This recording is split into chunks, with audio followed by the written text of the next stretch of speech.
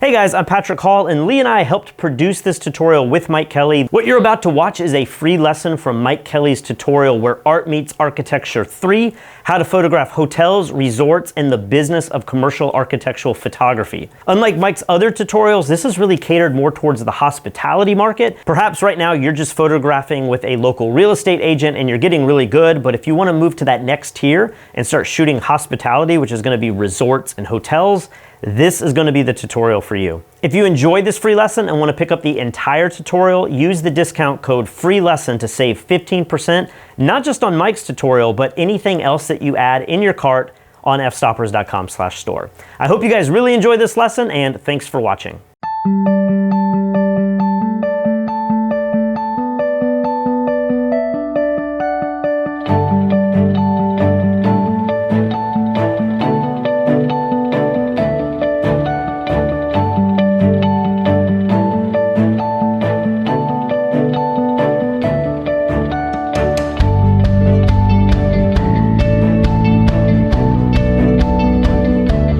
So this morning we're here in the lobby of the hotel. Our goal here is to get a great lobby/entryway shot, and I think I found a composition that suits us pretty well.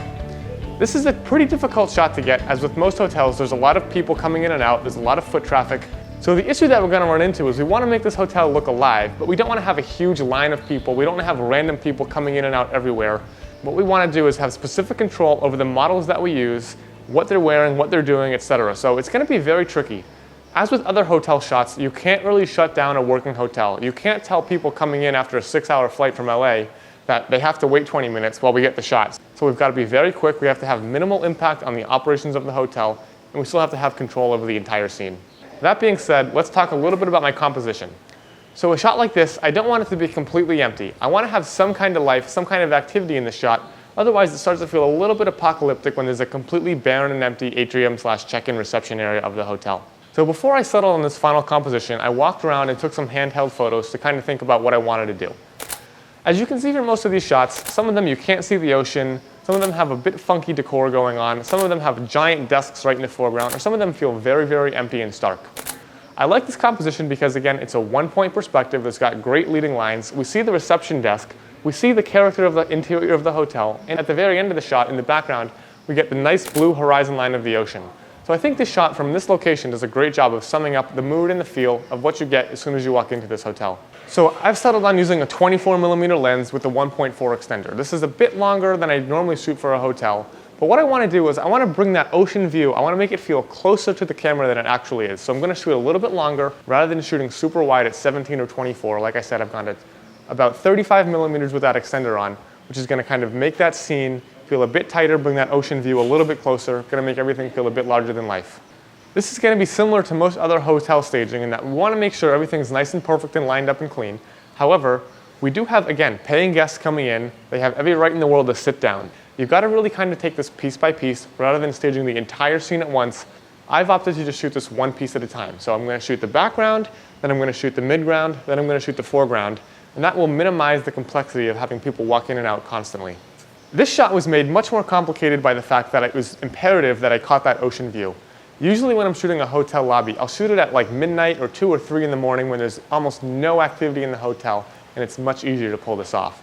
But because I thought it was so important that we get that ocean view, we had to shoot it during the day.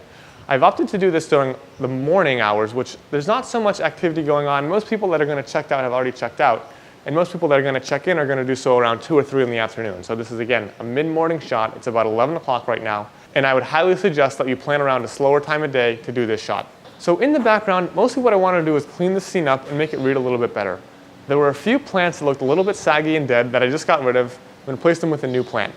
I made sure that all of the concierge desks and check-in areas were as clean as possible. I removed any distracting elements such as books, magazines, stuff like that. And again, just wanted it to be clean and simple and not busy because this is a relatively busy scene on its own. I have the ocean, I've got the interior of the hotel with all these beams and arches, and I know I'm going to have models in the check-in desk right here. So by simplifying everything as much as I possibly can, it helps to clean it up and make the photograph read a lot better. Now before I start shooting, I'm going to stage the whole scene. Keep in mind that people are going to come in, they are going to stand at the concierge desk, they're going to bump things, it's not going to be perfect. But when you stage the whole thing, it'll make it much easier to do quick adjustments. So if someone does sit down and then they get up, you can just knock that chair back in. So being that this is an active working hotel, it's going to affect how we light this scene. I'm not going to be able to take an hour to light paint everything. I don't want to be holding up guests, taking the concierge away from their desks, etc. I want to be fast. So the first thing I need to do is make a game plan that allows me to effectively light this scene in a quick way.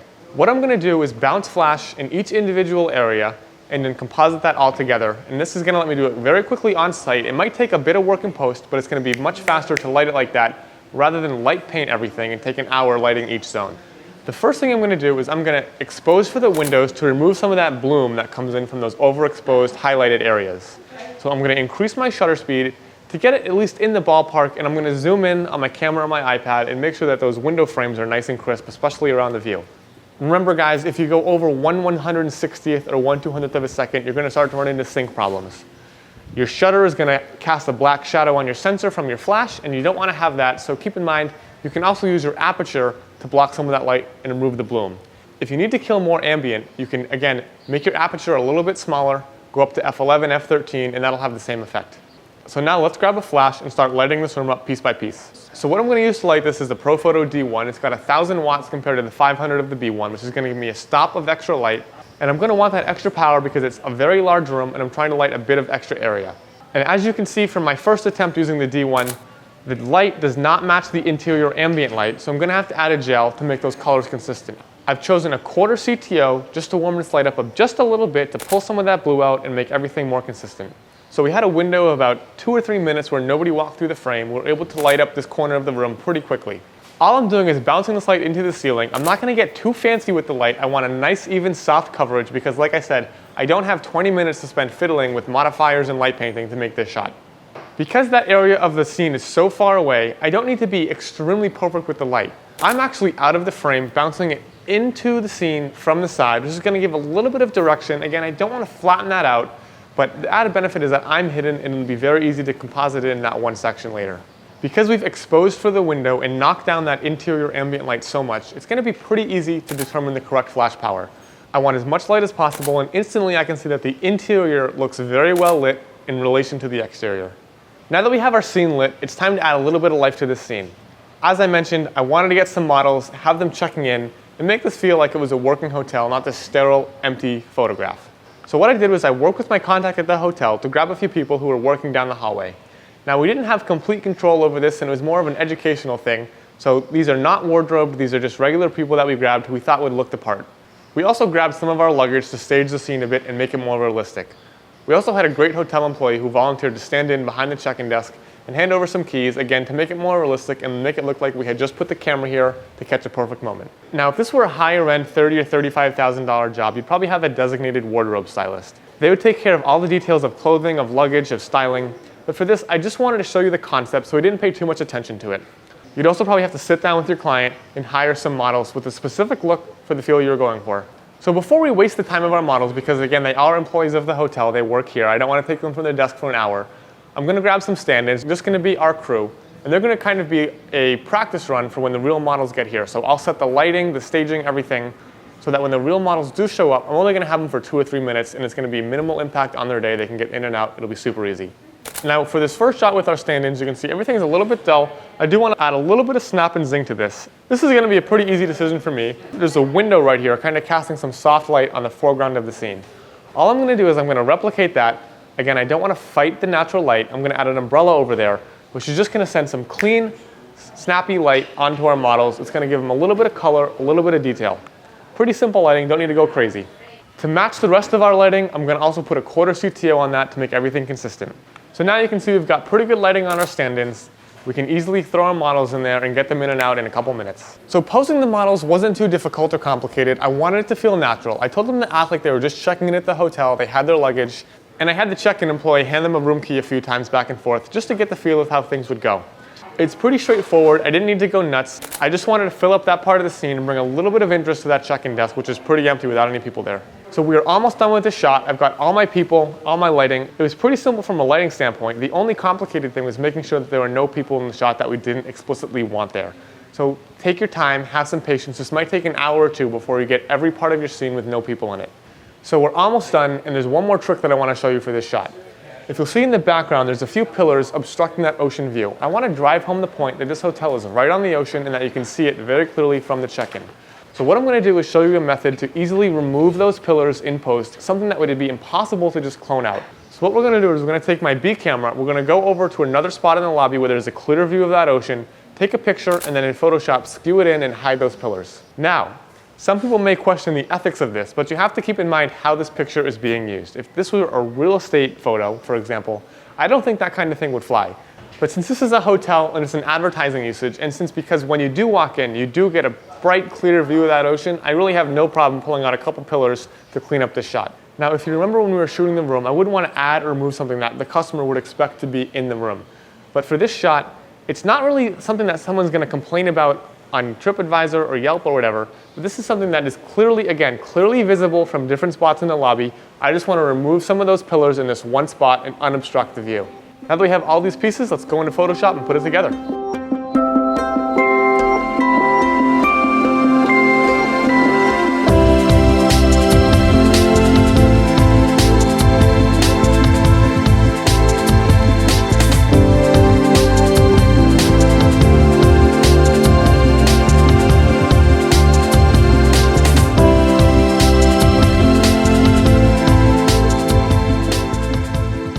So that was total chaos, right? We got people coming in and out, walking through the scene constantly. You have people trying to work, people trying to check in, people dragging luggage around. And as you just saw, it was quite a challenge to get all the pieces that we needed to make this final shot. But I'm really excited to edit. This one's gonna show some new techniques that's gonna really push what you can do with the photograph to make it look its absolute best. So let's jump in here to Lightroom. And as usual, I'm gonna do a cull. I've gone ahead and basically culled according to all my little flash pops into the ceiling. I want to light the floor nice and evenly, and the ambient frame, like I'm just looking at this, of course the ambient as usual is a total mess. And if you look at the ambient, like the color's kind of all over the place, there's highlights, there's weird reflections and everything, and using our flash will certainly clean that up and make this look like a much more professional, polished image. So I've gone ahead and culled my flash shots.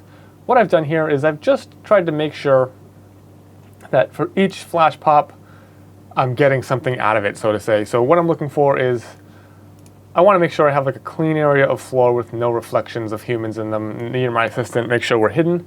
And I want to make sure that I get a nice wide coverage. One of the problems that I think I'm going to run into here is that there's so many reflections, I'm going to catch myself on the floor. So I want to make sure the ones that I cull from that mirrored surface of a floor does not show us while we're lighting. So here's a look at what I've culled, and I've got a couple ambient frames here. I've got a darker ambient, a brighter ambient, and again, those are just frames with no lights, no nothing, that we're going to use to sort of cheat and blend everything together to keep it feeling natural. And then I've got 5 or 6 flash frames where I've covered a great deal of floor, tried to remove the reflections and made sure that we're not in every single flash highlight. In addition to that, I have some frames with our people that we're going to composite in.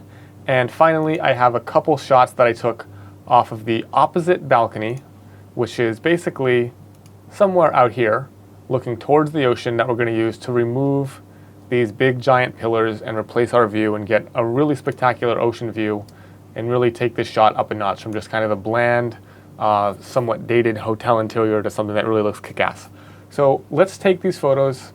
And I've done some general Lightroom adjustments, nothing crazy, brought the highlights down, brought the shadows up. For all of these, I'm going to take them, we're going to export these to JPEG and jump right into Photoshop. So in Photoshop, let's go to File, Scripts, Load Files into Stack, browse to this lesson folder, and we're going to open up 11 files for this one.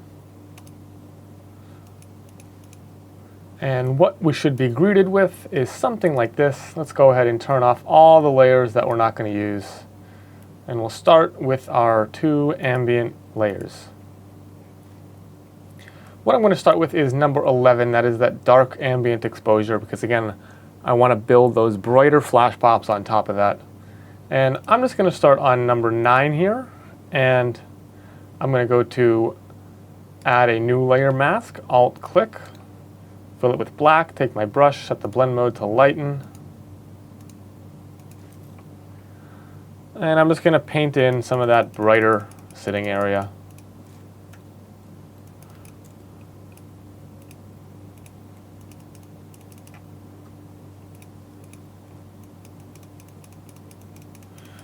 I'm going to paint it out over those bushes back there.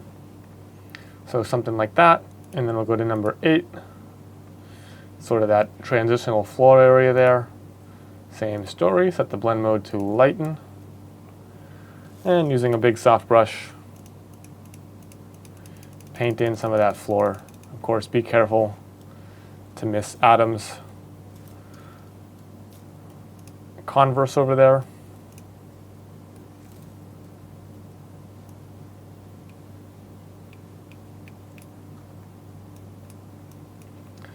Next up we have layer number 7.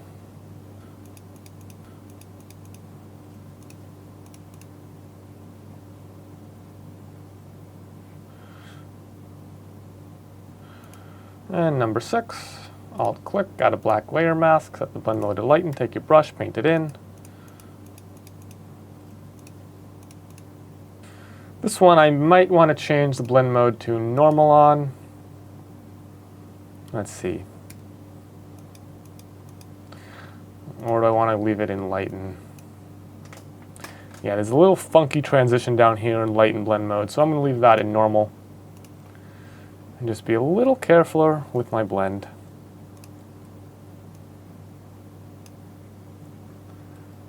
Something like that. I'm going to go to number 5. We'll try lighten again. And just make that transition nice and smooth.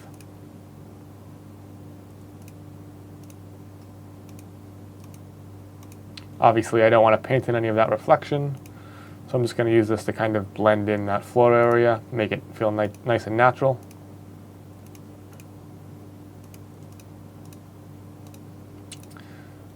Let's try number 4. That's really going to be the foreground here. I don't need a ton of opacity.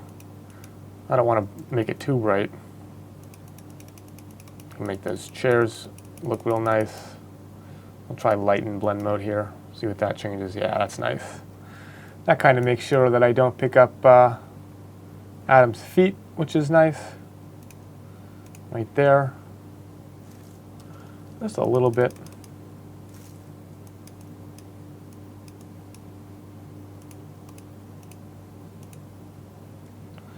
Make sure we don't get any of that cable.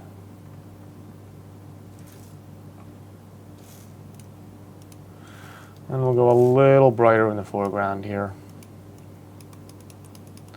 Get some of those chairs and that flower up the wall. Cool. Okay, so we have this nice sort of even light on the floor. And if I look at layer 3 here, there's our people. Cool. So I'm going to group all of these together and name it lighting. And you can turn that on and off. And you can see, obviously, the floor looks much better, a bit cleaner, more white, more inviting, of course, compared to this darker, sort of messy reflection floor here. And the next move is going to be to blend together our base exposure with our flash. I sort of want to brighten up some of this so that the brightness of the floor better matches the brightness of that interior. So on that brighter ambient layer, I'm just going to brush in some of that higher exposure so things, again, feel more natural and less flashy. So something like that. There's a nice sort of blend between the flash on the floor and a nice, bright, natural ceiling. Okay. So next up, we're going to go ahead and blend our people in. So in order to blend in these people, I'm going to grab the pen tool, and I'm basically going to blend in this whole right-hand side and sort of softly transition from right to left. So here's what I'm going to do. I'm going to take the pen tool, I'm going to come down here, maybe make sure we keep all that stone in our selection so we don't have to deal with the color cast on that later. And just pen tool around this wall. We'll go down around our model's shirt here.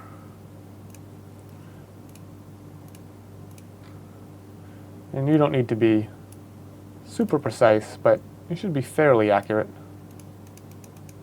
I am going to feather this in so the blend doesn't have to be exactly perfect for every pixel.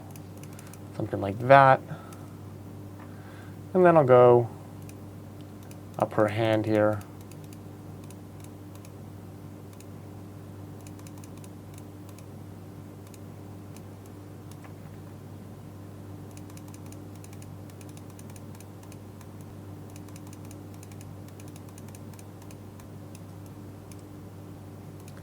With her hair, you don't have to be perfect and get every strand. We're going to be kind of rough in there, because I know we'll take a brush and blend that in softly later.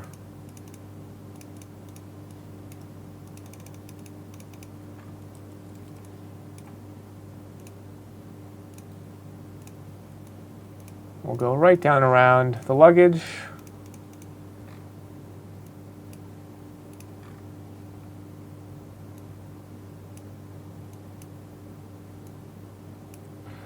And somewhere around there, I'll start going wide with it again. And go all the way up this side. Again, I want to grab all three of those people at once. Maybe we'll come down here.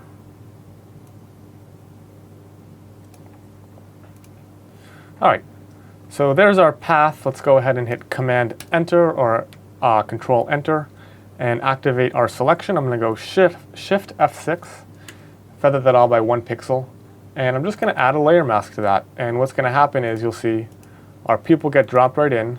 All right, now if I zoom in here, it looks like the camera got bumped or something. You can see the pixels don't align perfectly. So in order to fix that, I'm going to change the blend mode of this people layer here to difference, which is going to allow me to line these layers up seamlessly. Now, if I take my move tool and just nudge those layers with my arrows, I'll know that it's perfectly lined up when everything is completely blacked out. If it's even a little bit off, you get this weird kind of opposite effect. But when things are lined up, you can nudge them right in and everything fades to black. So now I can set that blend mode back to normal. And if I zoom in and turn these layers on and off, you can see it's basically perfectly lined up. And now what I'm going to do is kind of refine this mask. Like you can see down here, that ambient light meets the flash, and it's a little bit harsh. So I'm just going to select the mask, take a brush, and don't even have to say it. Soft brush, maybe 30% opacity, and just start blending those together seamlessly.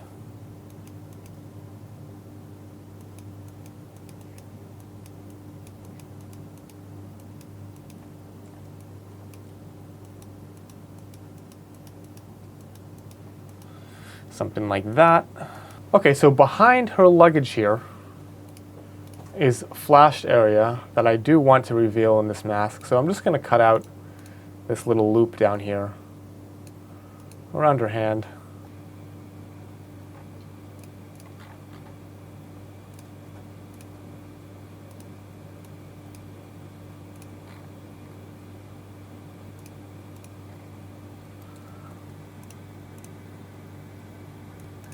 All right, once that's good, Command Enter, Shift F6, take our brush, and we're just going to hide some of that so that our composited people blend seamlessly into the scene. So we're moving along nicely here, and the next step is to take care of some of these color casts and start to mitigate the ugly greenish reddish hues that appear throughout. So what I'm going to do in order to fix that is I'm going to take my pen tool, and basically all of this ceiling we're going to select around, and I'm even going to come down the pillars a little bit, just like I did in the hotel room, just so we get a nice blend from about halfway down to all the way up to the ceiling.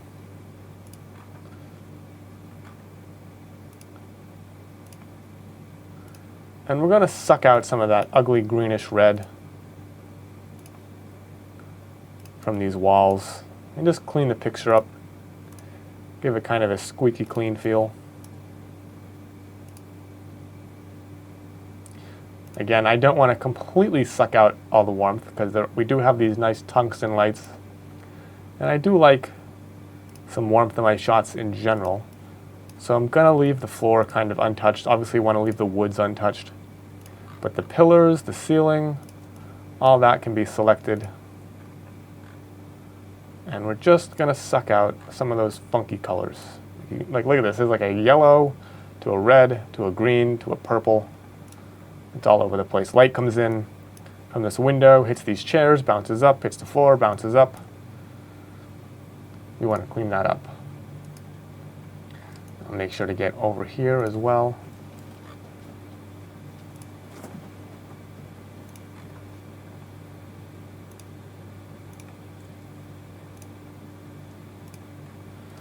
All right, we'll hit Command Enter, Shift F6 to sort of soften that. And I'm gonna make a new hue and saturation adjustment layer. I'm gonna name this ceiling.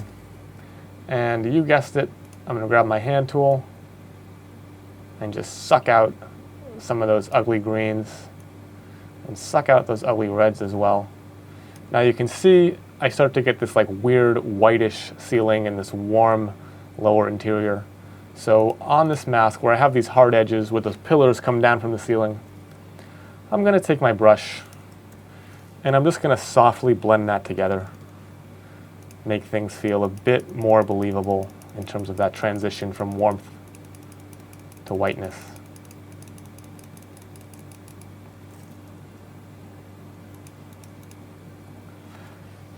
Now that's looking better, but I feel like the ceiling is a bit too dark. So I'm going to reactivate that mask by command clicking on the hue and saturation adjustment, add a new layer, name it ceiling brightness, and this is a curves adjustment layer. And I'm just going to pump that ceiling up a little bit until we have a more of a bright, clean, high key look going here. And right above the camera, I'm going to brush out that mask. I feel like that's too bright. Make this nice and even. There we go.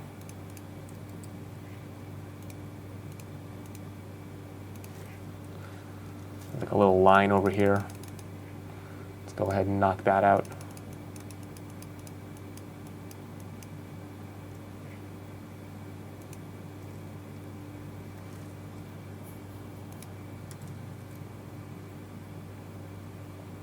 All right, now I'm going to adjust the opacity of these layers until I get a more natural feel. There we go. That was about 60–70% opacity. And the curves I'm happy with. That's looking pretty nice. So we've successfully sucked some of that color out. And I feel like the foreground could use a little bit as well. So I'm going to make another adjustment layer, hue and saturation, and just globally kind of suck out some of the yellows in here, but not all the way.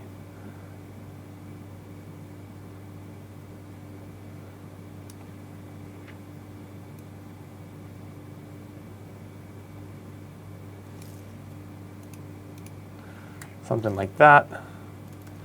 And I'm going to brush this out over the wood and the chairs and this guy's shirt. Make sure my areas that should stay warm are warm, and the areas that I want to be nice and bright stay nice and bright. So we're moving through this image here, and I think it's time to take care of these insanely blown out windows. And what I want to do, I really want to bring that outside view in. When you walk into this hotel, you just sit with this ocean breeze, and when you walk in the front doors, you can actually see the ocean's horizon all around you. But from the view in this lobby, I'm kind of tucked back in a corner here. You don't really get that. So I want to kind of replicate that feeling of that view. And what we're going to do, we're going to take all these pillars out. We're going to take these guys out over here as well, and this guy, and we're really going to make that ocean view feel a bit larger than life. So this might be a little complicated to follow at first, but what I did was, like I said, I walked over here and I took a few shots of just the horizon. And I'm just going to drop that in. I made sure to keep the perspective somewhat similar and the horizon in the same spot. I'll be able to replace those views, get rid of those pillars, and make this feel a bit better in terms of not really feeling like you're hemmed in by these pillars everywhere, but trying to open up the view, make it feel a little bit more airy in here. So what we're going to do is we're going to take a pen tool, and along these lines here, we're just going to trace out the window view, going right in around this plant.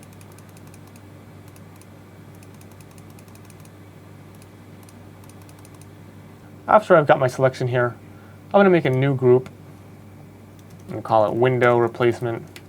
I'm going to hit Command Enter, and I'm going to start sort of applying these selections to that group. Now I've got this big window here. I know I'm going to want to replace all of these pieces right here. So we'll trace around that window, around all this furniture.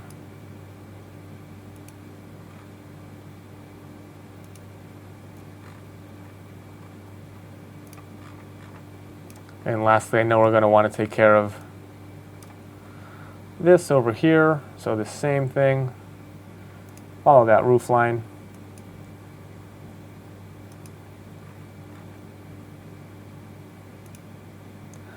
And I'm going to go, let's say, right down this railing and open all that up to the outside. So I'll go ahead and Command Enter that. Activate your selection on the group. And you can hit delete, or you can paint in some white there, whatever you're most comfortable with to change your mask there. And we can fill that out all the way, Alt-click, hit backslash and view your selection overlaid on the image. Excellent. All right. Once we have our selection all set and our mask in place, go ahead and hit Command-D or Control-D to deselect and turn on, we'll bring both of these in here, turn on layer number 2. And what you see is that horizon out the window. And you can drag this around. And what I want you to do is we're going to build a scene out there. So let's put this at 50% opacity. And we'll look and see where the original horizon is. It looks like it's right there. And I'll go back to 100% opacity, and you can turn that on and off, and you can barely make out the horizon. We're going to line up those two horizons. And what we're going to do is we're going to take number 1 here, do the same thing. I'll drag it over, line up those horizons.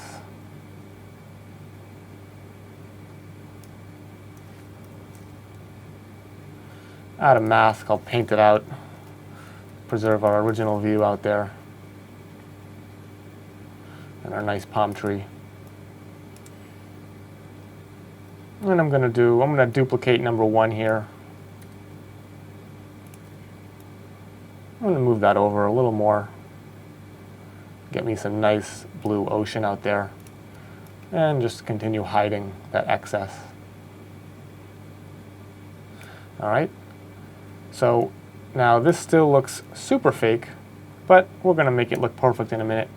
All right, now that we have most of our window replaced, we've got to go ahead and take care of this railing. Obviously, this does not match with the scene behind it. So this should be relatively quick and painless. I'm going to just pen tool around all those railings right there and the desk. And I'm going to go all around the edge of these objects.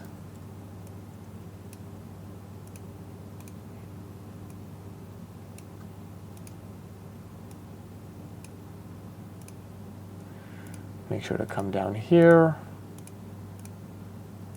And I'm going to hit Command Enter.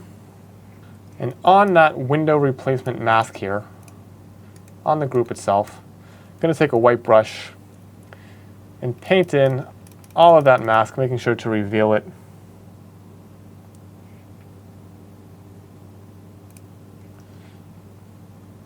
We'll get rid of anything else that's in the way down here. Excellent.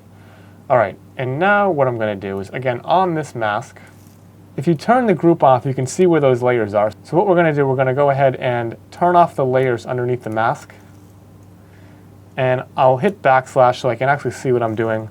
And just using a little brush, I'm just going to shift click along each railing here to paint those out. And now we're in business. This might take a minute or two, but we're going to get a nice mask from all those little railings.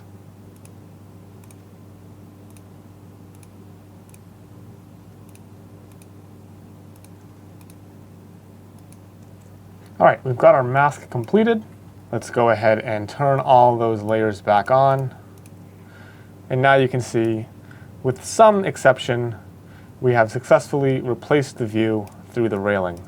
I'm going to come over here and do the same thing. It looks like there was a little bit of plant action down here. I'll take a brush. And I'm just going to start with a black brush, painting back in some of those plants. And I'm going to bring the ocean down.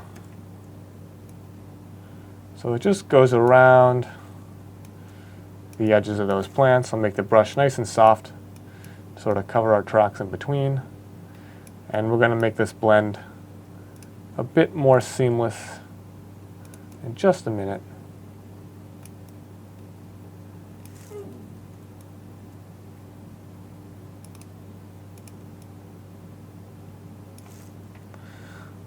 We'll bring some ocean in here.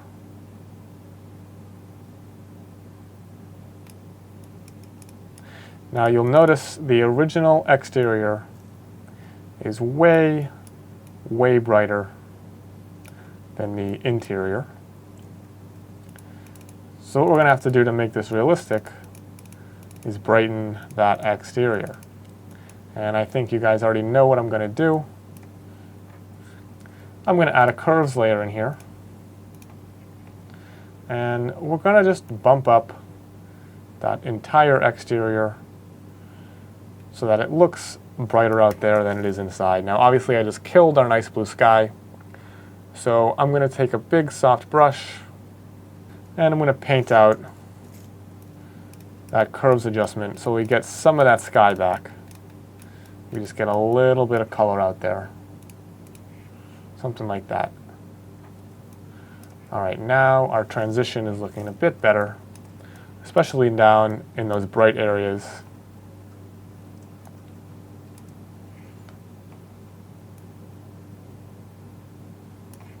Something like that will do. We can come in here and further refine this mask.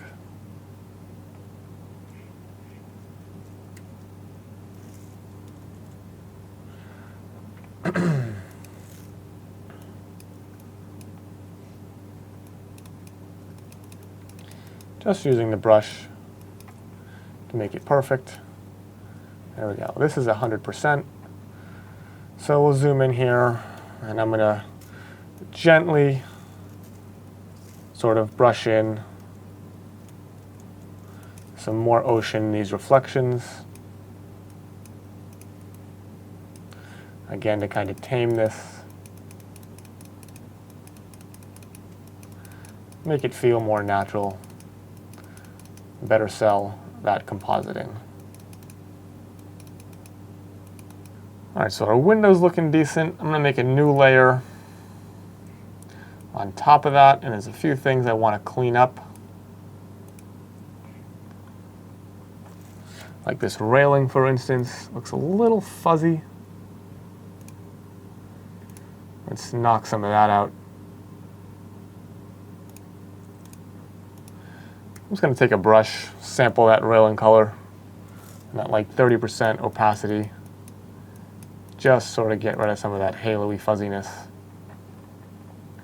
And you can do the same thing for a bunch of these railings as well.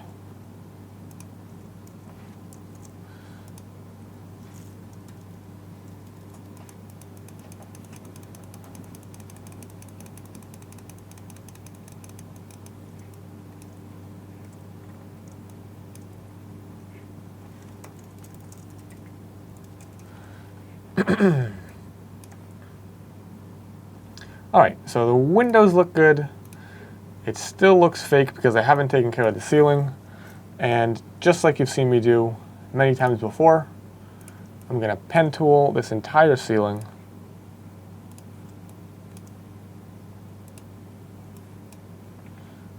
For every sort of window that I replace the sky in.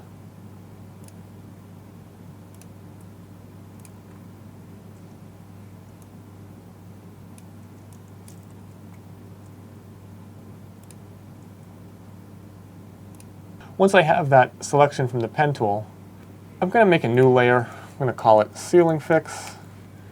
And what I'm going to do is I'm going to take this brush, grab your brush, and I want you to sample some of these colors. And I'm going to slowly start kind of sampling, painting, sampling, painting, sampling, painting, to sort of match that gradient in the ceiling. And I'm just painting out those pillars piece by piece until they're entirely gone. And I'm going to do the same thing over here. Sample, paint, sample, paint, sample, and paint until they're totally hidden. And lastly, all the way down here, sample and paint, sample and paint, sample and paint. Try to keep that nice natural gradient from foreground to background.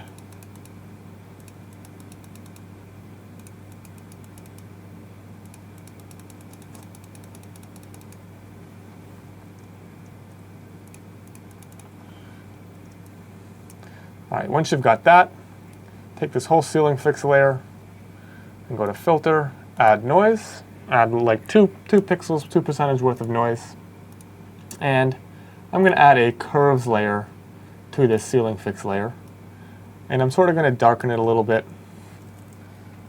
Just take my brush, and I'm just improvising here. Sort of paint back in some of those natural shadows to give that a more of a three-dimensional feel here. Now the hue and saturation are a little funky, so I'll edit the hue and the saturation here to kind of bring them all in line. Just desaturate it a bit. There we go. That actually looks shockingly good. And when viewed as a whole, you would have no idea that I just replaced all of that. So let's go ahead and group all those together, and we'll call that touch-ups. And we'll group that with the window replacement group and turn that on and off. And we totally just replaced that view with something much more agreeable. I think it could use a little more brightness still.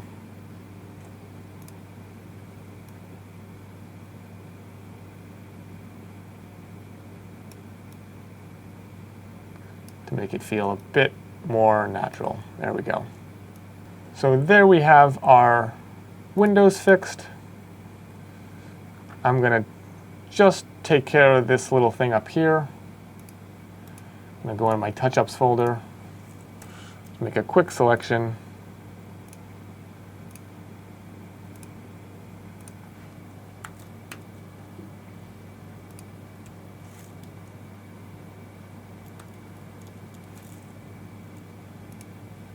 Clone out the remnants of that pole so it looks like it ends where it's supposed to end. And I'll sort of blend this in so it's feathered and the whole thing feels a bit more natural. It's just one big improvisational exercise here.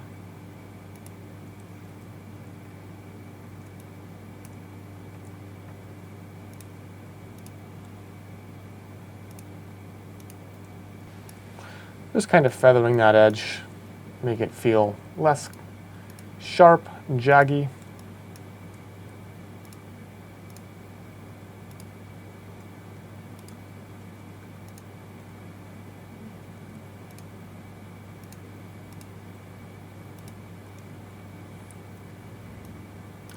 There we go.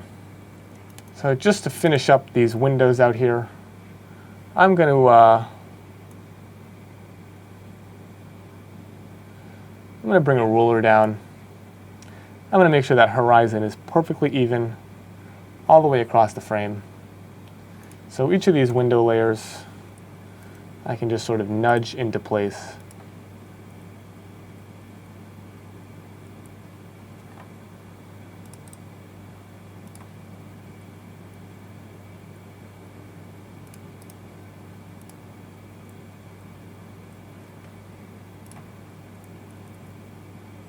Until that horizon is nice and lined up. And that will at last conclude that window replacement, which is a nice improvement for the shot. Now all the stuff just to just clone out any of those little security cameras, lights, that sort of thing. So I'm going to Command-Alt-Shift-E, copy all to a new layer. And in order to use my Content-Aware tool, which this image is a perfect candidate for, I've got to, again, flatten everything to a new layer so Photoshop can get all that data from one layer. So I'll just make a marquee around all these little lights. Shift F5, Content-Aware Fill, and super easily take care of that. This tool works really, really well when you have these simple to clone objects in this field of sort of empty ceiling. Now I could try to clone these, but I feel like it would be a nightmare. And like I said, Photoshop is really good at little things like this. So I'm not going to get super involved with my clone stamp.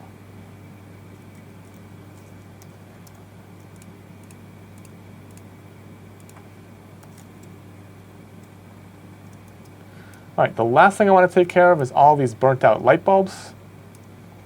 So in order to do that, I'm going to make a new layer, call it light bulbs. And I'm just going to grab the pen tool, and I'm going to trace out the edge of these cans here.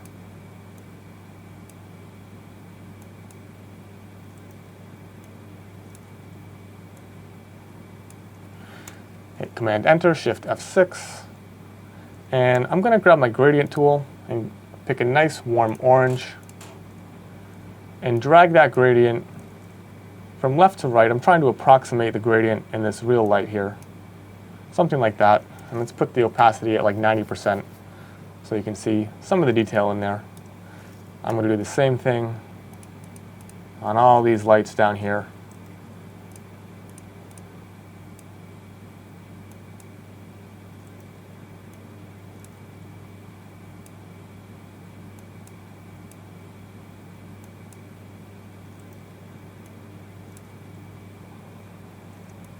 Okay, that's looking really, really good. And there's a few more things I could clone out, and you can do this like if you want to really take this and make it perfect. All these little holes in the ceiling here. You could create a new frequency separation layer and make it absolutely flawless. But for this lesson, I think you guys get the point. Again, I can group all these together and show you exactly how far we've come. The difference is kind of astounding. I'm going to Command-Alt-Shift-E and flatten all to a new layer. The last thing I'm going to do is drag out some ruler lines and make sure everything is nice and vertical and everything is also nice and horizontal, because again, this is a 1-point perspective. And I've noticed that because we were using the 1.4 extender on this shot, there might be a little bit of barrel distortion in there, so I'm going to filter and add a little bit of lens correction. Probably I like to go to just 1 or 1.5. It's usually enough to straighten out those edges. And I'm going to go ahead and skew this to make sure those verticals are nice and straight.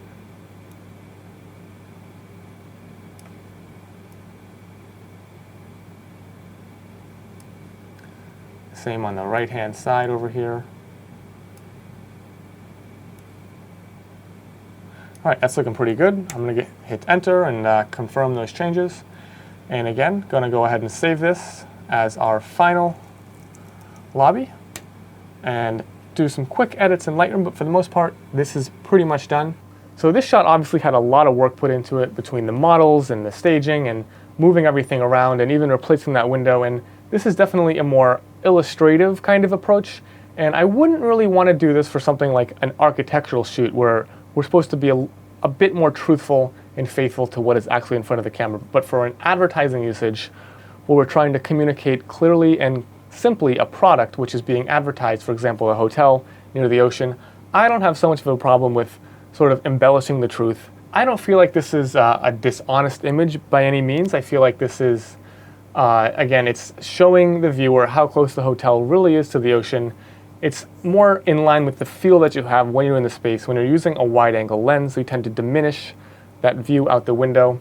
If you were to turn around, this is very similar to what you would see. You could walk down those steps and your toes would literally be in the sand right then and there. So you can use your judgment on this, but for the most part, I think this is a fairly real and much cleaner, more simple representation of the product that we're trying to sell here. So use your judgment, use those tools to improvise and change things as you would. On the whole, I'm really happy with this picture. There's a couple things I might change, like the wardrobe and the luggage, but we just, like I said, we grabbed those guys out of a real estate office. They were really quick stand-ins just to show you guys the concept of compositing in people on a complicated shot like this. So with all that being said, let's go on to our next shot. If you enjoy this free lesson and you want to pick up the entire tutorial, use the discount code FREELESSON and you can save 15% not only on this tutorial, but anything else that you add in your cart when you go to fstoppers.com/store. So for this tutorial, there's actually two main jobs that we're focusing on. We fly to Hawaii and shoot an incredible resort on the coast of the Big Island. We're going to do interiors, exteriors, and we're even going to do aerials in a helicopter, and I'm going to show you all the techniques I use to shoot a hotel like that. Not only are we going to photograph a hotel, but you're going to accompany me on a real job where we travel to Mexico and work for a real client shooting an incredible house on the Caribbean coast.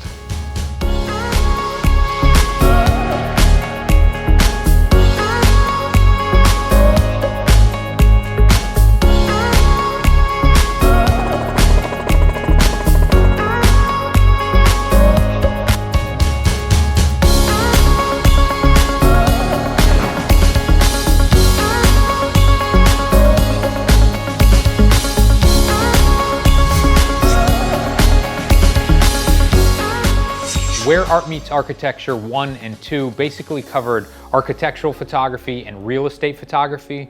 But in Where Art Meets Architecture 3, Mike covers everything you need to know about shooting hotels and resorts, and he also answers all of your questions on the business of architectural photography. So when you're shooting a large hotel, there is so much ground that you have to cover. You've got to shoot the lobby, which can be huge and intimidating. You've got people walking in and out of the shot. It can be very difficult to pull that photo off.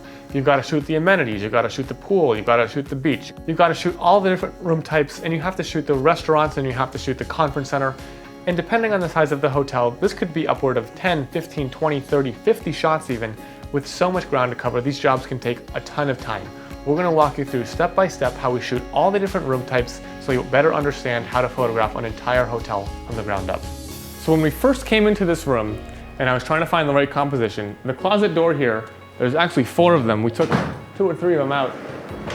You could not put the camera behind the door because they're locked in there. So what we had to do, we called the maintenance guy, he came up, he unscrewed all the hinges for us and everything. We were actually able to get the camera back in the closet door. So here's the difference it makes from standing in front of the door to taking that door off and getting far enough back so we could actually compose and have some room in the frame. Now this is either going to excite you or get you a little bit scared, but the first lesson I teach in this tutorial is one of the most complicated things I've ever taught. Even though it's a relatively simple space, a standard hotel room, there is so much that goes into it to get it looking absolutely perfect. The goal of real estate photography is to get somebody to visit the house, right?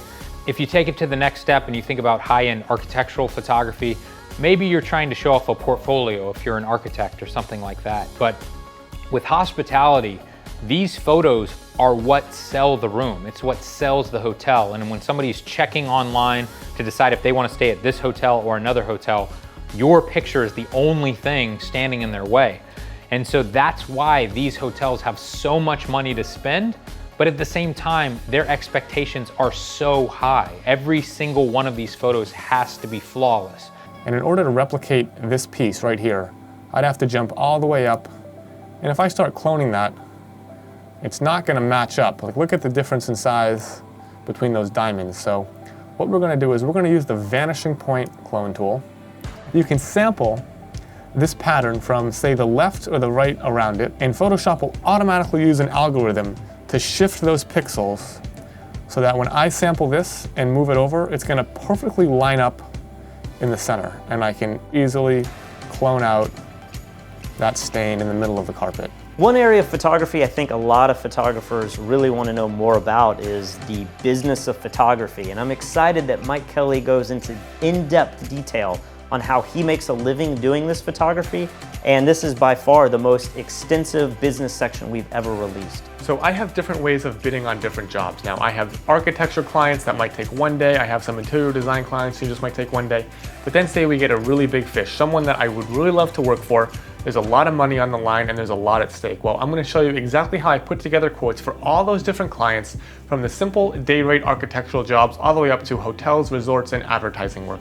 We're also going to jump into licensing, and I'm going to show you how I come up with exact numbers that I can present in a licensing estimate for a client as well. In that media kit, they list their subscriber base, the circulation of the magazine, the amount that it costs for an advertisement to be placed in that magazine, and if you look these up, I'm pretty sure that you will be shocked at how much money is on the table in these transactions. Your clients may be paying a fortune to put an ad in some of these bigger magazines, so it's only fair that we license our image appropriately according to the usage and circulation of these publications. I know a lot of photographers that have amazing images and their portfolios are unbelievable, but a lot of them really struggle to still work for the clients that they really want to book. So it was really important for us to have Mike share every single marketing strategy that he's used throughout his entire career, and the goal is you're going to be able to watch this tutorial and start booking the clients that you really want to work for. And this is an 11 by 14 custom-made print portfolio with all of my images in sleeves printed on nice matte paper. It's got my logo on there and everything. And these are basically the evolution. We've gone from like that scattershot approach of email blasting to walking into a place to narrowing it down further and further to maybe sending 20 or 30 very directed catalogs or books to potential clients. And now this is the next evolution of that, and this is what I bring when I'm going to actually meet with a potential client. It's really easy to sit in a studio and just talk hypothetically about business and marketing, but Mike wanted to take it a step further than that and actually take you on a real paying photo shoot. So we packed up and went to Mexico with Mike to shoot this incredible house on the water. And Mike takes you through the entire process of bidding to preparing to shooting. And then we come back to the studio and Mike takes you through every single picture that he actually took and delivered to the client. So you're not seeing just the best 2 or 3 images from the shoot. You're seeing every single photo that was delivered. I was recently hired to come down here to Playa del Carmen on the Mayan Riviera to shoot one of the most expensive houses ever sold in the area. This is an incredible home, one of the best that will go in my portfolio. It also happens that it's also one of the most difficult. This house is about 13,000 square feet, set right on the coastline with amazing turquoise and blue water, crystal clear blue sky. Everything about the setting is just incredible. Earlier today, I shot one of my favorite shots of this entire trip, which is just the daybed against a field of turquoise blue sky and sea. It just looks amazing. It's very simple and very powerful. I kind of wanted to try this at night.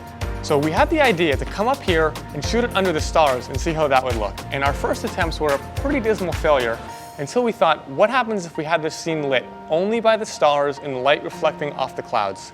I never realized how complicated shooting internationally could be, but Mike goes through the entire process of shooting and planning one of these international jobs. Now this house is actually in Mexico, and when it comes to the bidding, it's going to be our standard day rate type of approach. Now I'm going to be shooting there for 3 days, but there's a bit more that we have to consider when we go and do an international job. That is, of course, we want to make sure that we are in compliance with all of the laws in the country that we're going to be shooting in. Now, just like the jobs that we estimated on, the client is going to be paying for the hotels, the travel, for me and my assistant. But there's one more thing that we have to discuss that we haven't got to yet, and that is actually getting the gear into a foreign country. In this tutorial, Mike shares just how important personal projects have been to his success in the last few years. You probably know that Mike started out in real estate photography and moved up to architectural photography, but now he's shooting commercial work all around the world, and he can attribute all of this success to these personal projects. One of the first personal projects that I ever did was photographing the architecture of Iceland. Now, Iceland has amazing architecture, very unique compared to anywhere else in the world, and I thought it might be pretty good to get some new portfolio material to go shoot something that I'd love to be hired to shoot. I'm actually going to take a little bit of a gamble here, and I spent about half of my entire net worth, which was, in hindsight, was a crazy move, to go create the images without getting paid, keep in mind, that I really wanted to be creating for my dream clients. And I would say that personal project was one of the best decisions I've ever made in my photographic career. Just like all of the tutorials that we produce, this is a digital download, which means you can instantly purchase it, start watching it immediately. And because these files are unlocked, you literally can put this on any device, your mobile device, your phone, your TV, your computer, or your laptop. So not only am I going to take you on location to this hotel, but I'm going to give you all the files that I'm going to work on as well. You'll be able to follow along on your own computer so you can see how all of my adjustments affect the image right in front of you. So if you're one of those people who learns best by following along, this tutorial is going to be perfect for you. We teamed up with Mike to create a secret Facebook group for anyone who has purchased Mike's tutorials. So if you're interested in hearing from other photographers in your field, around the country and around the world, and being able to communicate with Mike himself if you have questions, you're going to have access to this group the second you buy this tutorial. Over the last couple years, we've produced funny, informal, behind-the-scenes videos on exactly how we make these tutorials, and this one is no different. You're gonna follow us along with Mike Kelly, and I have no doubt you're going to enjoy seeing what goes into producing these tutorials. So the idea for this is that you're gonna stand over here with a walkie-talkie, and you're gonna yell at Adam. Yeah, I'm going to scream, and it's going to carry across the water. He's gonna light the building how? Because you can't strobe. Yeah. The ProPhoto remote Yeah. will reach across 2 miles of ocean. Yes. Because I'm not going to use the trigger. I'm going to have a 2-second exposure. Oh, no And I'm going pop. to say, breaker, open the flash. And I'll open the shutter and then he'll open the flash. And We shouldn't be revealing all these secrets in the behind the scenes. I will give you a fair warning that this tutorial was made with professionals in mind. I'll go as far as to say, if you're just getting into this genre of photography, don't even bother buying this tutorial because it's going to be so over your head. You may want to start with Where Art Meets Architecture 1 or 2. But if you're already in this genre, if you're doing this professionally, this is the tutorial that you've been waiting for. Mike does not hold anything back.